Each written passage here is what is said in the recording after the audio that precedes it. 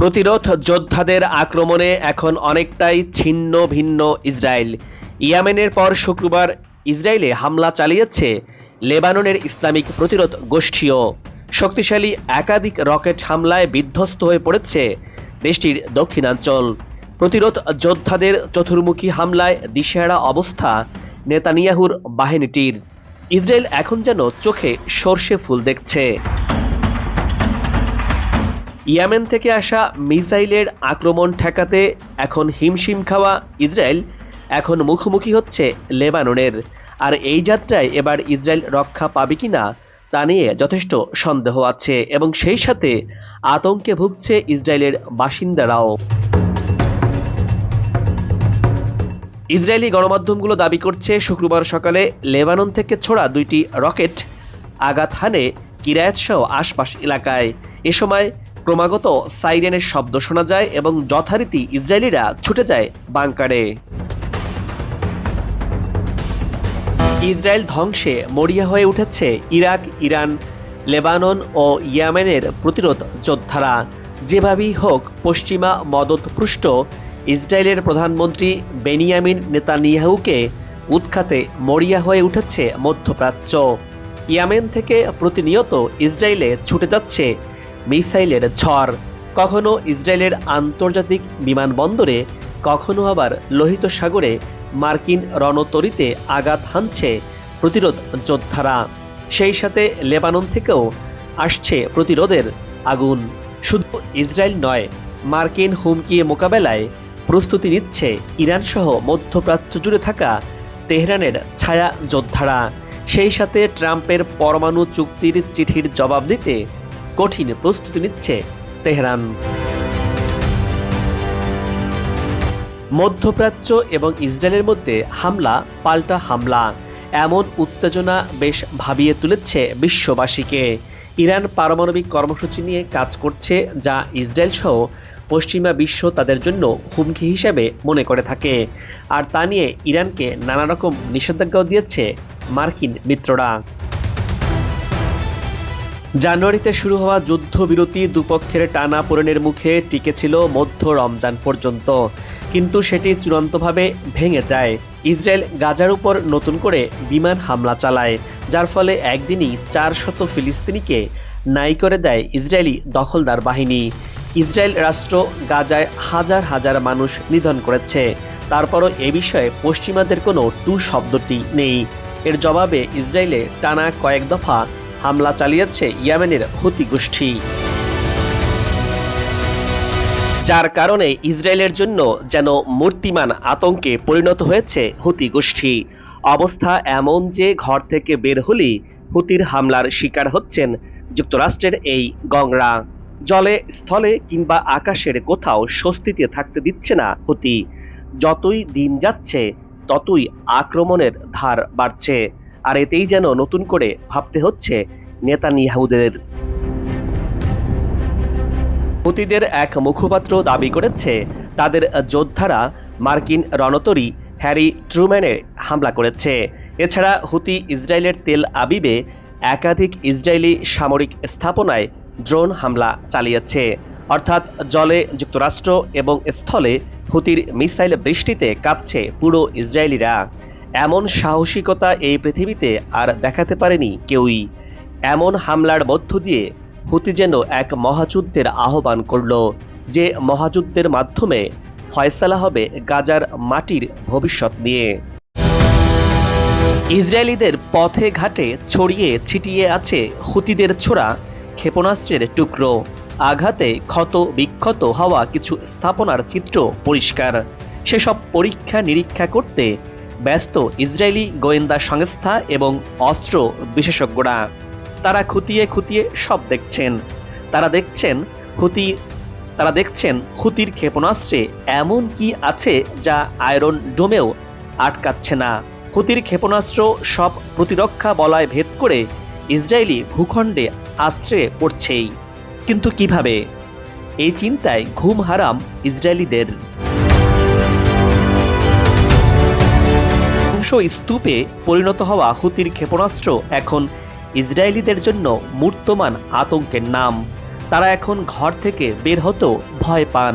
সবসময় সতর্ক থাকতে হয়, সবসময় প্রস্তুতি রাখতে হয় বাংকারে আশ্রয় নেওয়ার জন্য। বের হলেও থাকতে হয় বাংকারের আশেপাশেই, কারণ এখন যখন তখন ইসরায়েলিরা ক্ষেপণাস্ত্রের সতর্কবার্তা বেজে ওঠে। আর এই পাগলা শব্দ শুনলেই ঘরে থাকার উপায় নেই, ছুটতে হয় বাংকারে। এবার ইসরায়েলের আন্তর্জাতিক বিমানবন্দরে হামলার দাবি হুতিদের।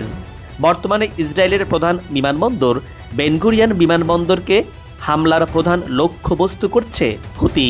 ইসরায়েলের প্রধান বিমানবন্দর বেনগুরিয়ান বিমানবন্দরকে হামলার প্রধান লক্ষ্যবস্তু হিসেবে চিহ্নিত করেছে হুতি গোষ্ঠী। এই বিমানবন্দরটিকে বন্ধ করে দেয়াই তাদের মূল উদ্দেশ্য।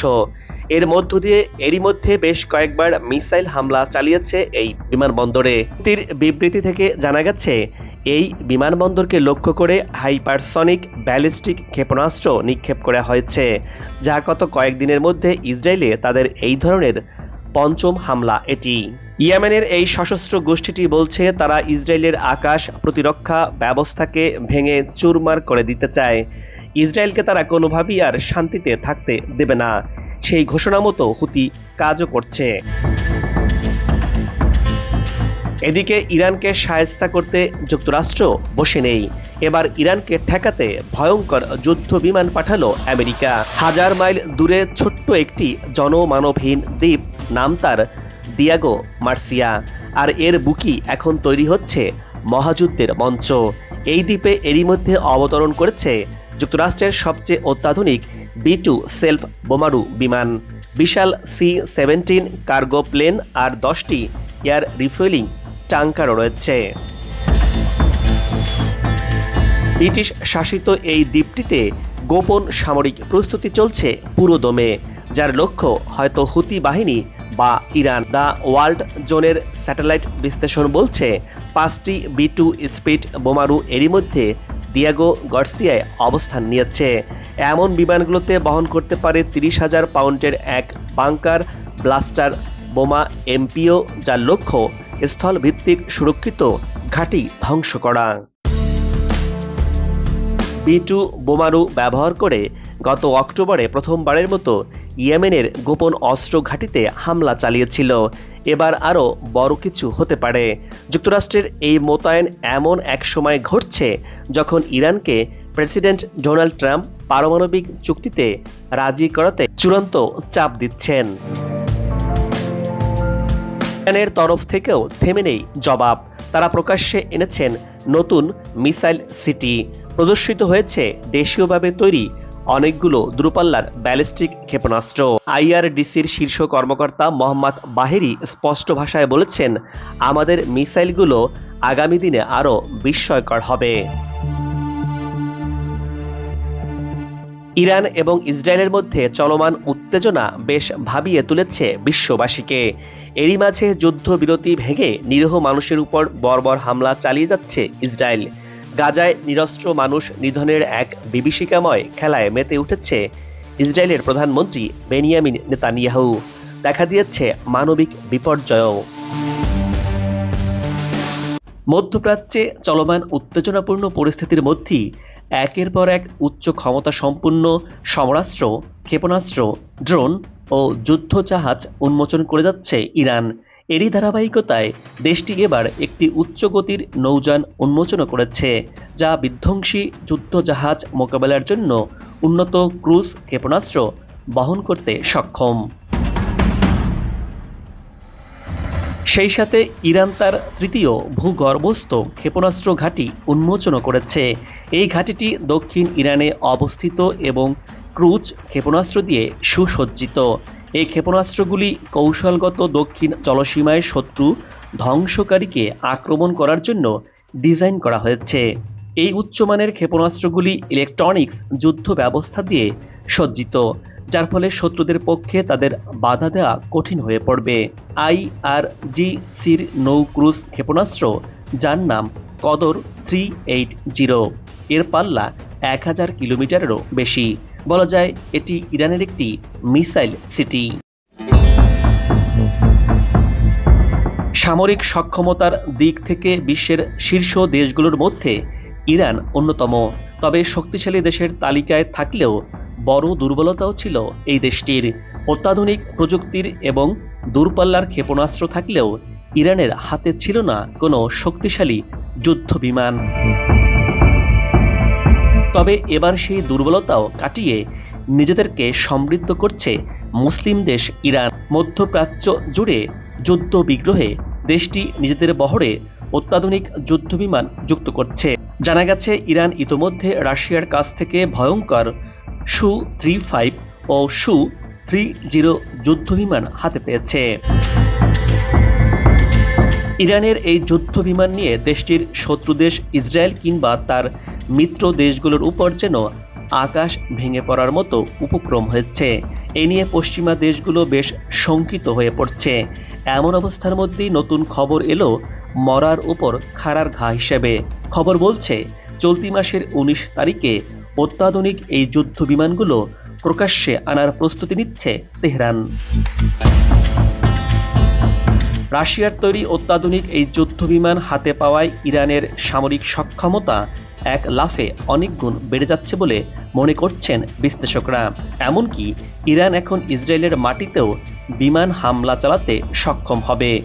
ইরান থেকে যতবার সরাসরি ইসরায়েলে হামলা চালানো হয়েছে প্রতিবার দেশটির ভরসা ছিল মিসাইল। পাল্টা ইসরায়েল জবাব দিয়েছে বিমান হামলা চালিয়ে। তবে এবার ইরানের সেই দুর্বলতার অবসান ঘটছে। এদিকে এই উত্তেজনার অন্যতম কারণ সবচেয়ে বেশি উদ্বেগ মধ্যপ্রাচ্যের দেশগুলোতে। সৌদি আরব ও ইসরায়েল মনে করছে ইরান পারমাণবিক শক্তি অর্জনের খুব কাছাকাছি পৌঁছে গেছে। ইসরায়েল সরাসরি হুমকি দিয়েছে ইরান পারমাণবিক বোমা বানালে তার প্রথম আঘাত তারা হানবে। এদিকে রাশিয়া ও চীন বরাবরের মতো ইরানের পাশে দাঁড়িয়েছে। ইরান আর যুক্তরাষ্ট্রের সম্পর্ক এখন এমন এক মোড়ে দাঁড়িয়ে যেখানে ভুল সিদ্ধান্ত মানেই যুদ্ধ। ইরান কি শেষ পর্যন্ত মাথা নোয়াবে নাকি পারমাণবিক শক্তি অর্জনের পথেই এগিয়ে যাবে? এই উত্তেজনা বিশ্ব রাজনীতিতে কী প্রভাব ফেলবে তা সময়ই বলে দেবে। তবে বিশ্লেষকরা বলছেন মধ্যপ্রাচ্যে শান্তির পথ এখন একরকম বন্ধই হয়ে গেছে।